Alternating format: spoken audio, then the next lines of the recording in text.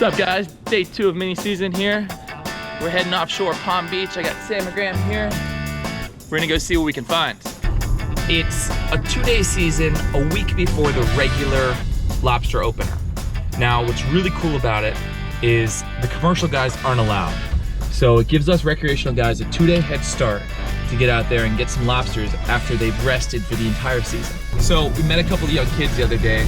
One of them works with Florida Freedivers, and they need an adult to come with them on their night mini season mission. So me and Sam went with them. Now we're picking them up for day 2 of lobster.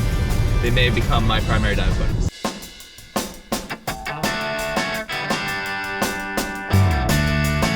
So this is Nick and Jason. Woo!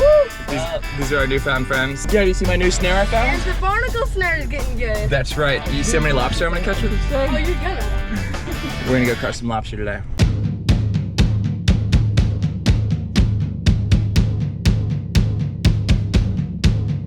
We are going off Palm Beach secret location areas. We're gonna start off with some lobster off of Mar-a-Lago, maybe anywhere in that like 15 to 30 foot range. It's a beautiful reef up there.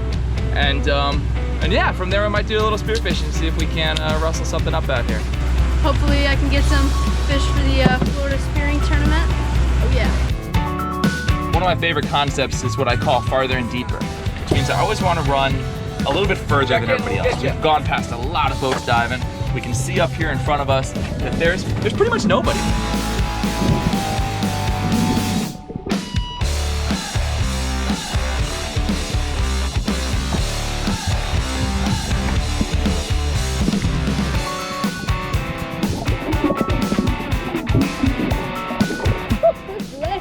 First red grouper. Yo, the little 70. 22 inches. That's awesome. So these guys got to be 20 inches, which is pretty tough out of Palm Beach here. We see a lot in like that 18, 19 inch range. And he shoots his freaking 22 inches. Look at the gun, look at the gun. It's because you did a bad crimp, bro. No. Yeah, you should have no tag end. If you crimp and you leave a little bit of mono at the end, which I guarantee you did, it'll get snagged on stuff. If you crimp that thing down nice and smooth, that thing should rip right back through the face. After Nick found that red grouper, we searched the shallows some more for lobster. Jason got a nice mangrove snapper, but we completely failed on the lobsters. We decided to move to deeper water and focus more on the spearfishing. Got a bunch of mangroves, filefish, some nice yellow jacks. Good job, Sammy. 16 3/4 inches, legal hog, legal grouper, in the freaking box. 60 feet.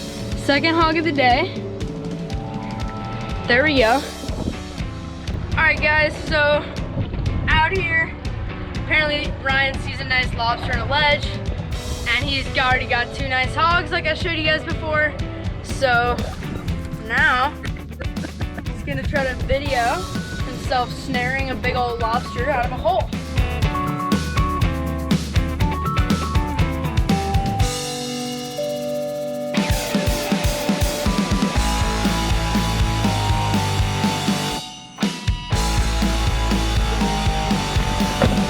Oh yeah. This is definitely my best day off of Palm Beach ever. Twice in 24 hours. Friendly Coast Guard. Checking our 1 lobster. A little rough out here for this, in my opinion. Thank you guys. We're gonna catch this storm.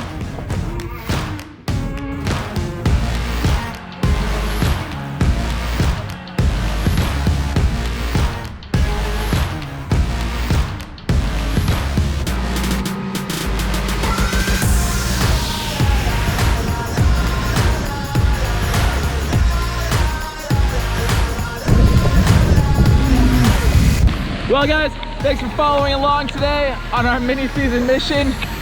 We did not get very many lobster. However, we got one awesome bug in 60 feet, and we got a whole bunch of awesome fish. Stick around next time. What's up guys? Day after lobster mini season. We did not do as well as we hoped, but we got some awesome bonus bycatch.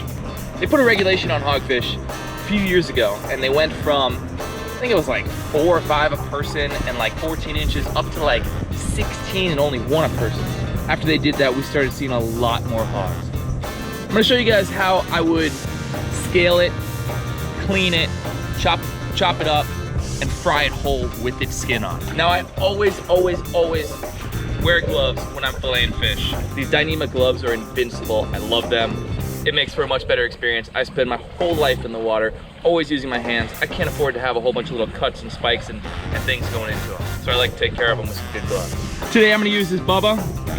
Back of it, real simple, easy. Just scraping along it, and those scales will come right off. You see they kind of fly everywhere, so it's definitely something you want to do outside.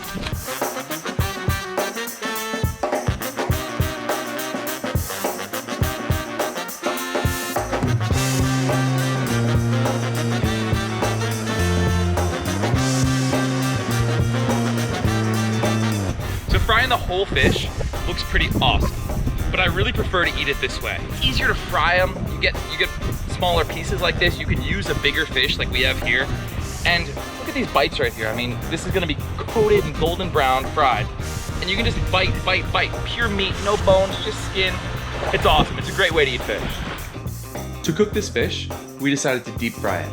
Now to deep fry it well, you need to first make sure your meat is really dry.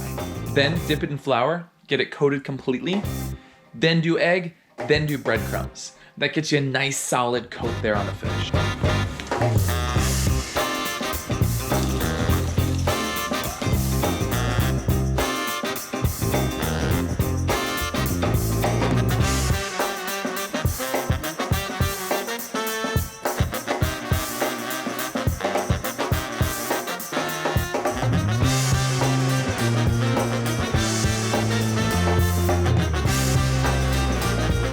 Well guys, that was a complete, absolute fail.